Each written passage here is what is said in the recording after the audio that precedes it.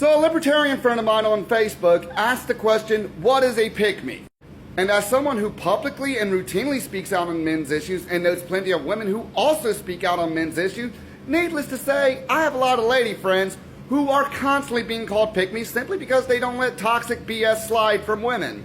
Of course, it didn't take long for another libertarian lady to start complaining about pick-me's in the derogatory sense that my lady friends are frequently referred to by. Of course, I couldn't pass up the opportunity and I called her out for being toxic, and of course she has a problem with women calling other women out under abusive tactics and mistreatment of men. To which she responded by accusing me of being a red pill, which I'm not. I don't believe in that red pill, blue pill stuff, and I don't believe in that alpha beta stuff. But apparently she does. Of course, I called her out for the fact that she is in no way, shape, or form a traditional woman, but she still holds men to traditional standards, which is extremely hypocritical. Her response was saying that she was going to be a traditional woman when men start dying in wars again. That's certainly not an ignorant or toxic mindset to have. Then she tried to continue by saying, I'm not cooking and cleaning for a man who needs my help paying bills.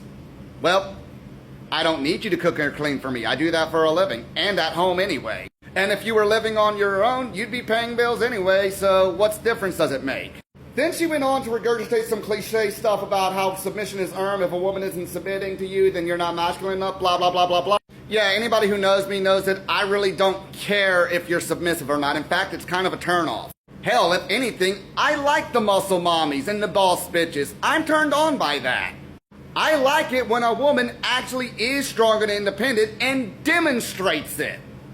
Then she goes on rambling about we're a partnership in all aspects, housework, money, and childcare, or she's gonna seat her pretty ass and wait for somebody to take care of her. Which again, has never been a deal breaker for me. I'm happy to help with the housework, the childcare. Clearly, you helping out with the money is the deal breaker for you. That's a you thing. Quite clearly, she doesn't want a partner, she wants a daddy she can sleep with. And the conversation keeps going and going and going, and she responds with women have to give birth, raise a family, whereas men should be dying in wars. Why is she obsessed with sending men to die in wars? That's not very libertarian of her. In fact, it kind of shows that she views men as being extremely expendable. Aside from the massive red flag of constantly trying to bring up men dying in wars like it's a fantasy of hers, all we need women for is to carry and give birth to children. Statistically, fathers do make better parents. Single fathers have a much better track record of raising children than single mothers. Single mothers are not only overrepresented in child abuse and filicide statistics, but they also raise the most violent criminals overall. In fact, the only reason single mothers outnumber single fathers is because of the way our child support system is written. For every non-custodial parent who pays into the child support system, the states get a portion of that amount in reimbursements from the federal government.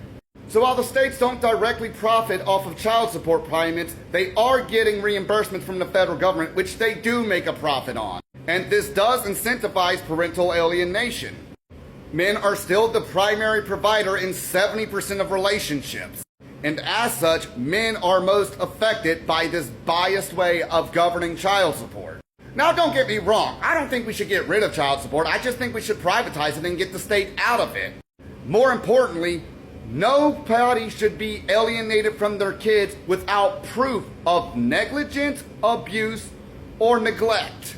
And when I pointed this out to her, her response was to start victim shaming men who end up with this type of problem. Because we decide who to procreate with, it's our fault that we had our kids taken away by toxic women. Okay, by that same logic, we shouldn't even have the child support system to begin with. So by her own logic, women are choosing these deadbeat dads, so it's kind of their fault anyway.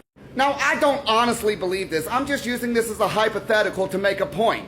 Women are just as responsible for who they procreate with as much as men are. If a guy is actually a deadbeat, yeah, he should be paying child support because I consider that neglect. But if we didn't have Title 4D, we would be seeing a lot more deadbeat moms than deadbeat dads because they wouldn't profit from the child support system. In all honesty, both parents should be paying into the system provided they are able and willing.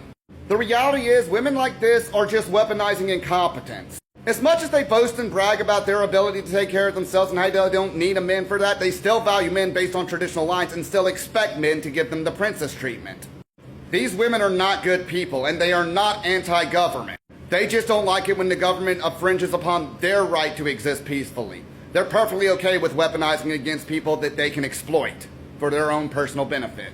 If you're gonna call yourself a libertarian or anti-government, you're either against all government exploitation or none of it. It's one or the other. Be consistent or be quiet.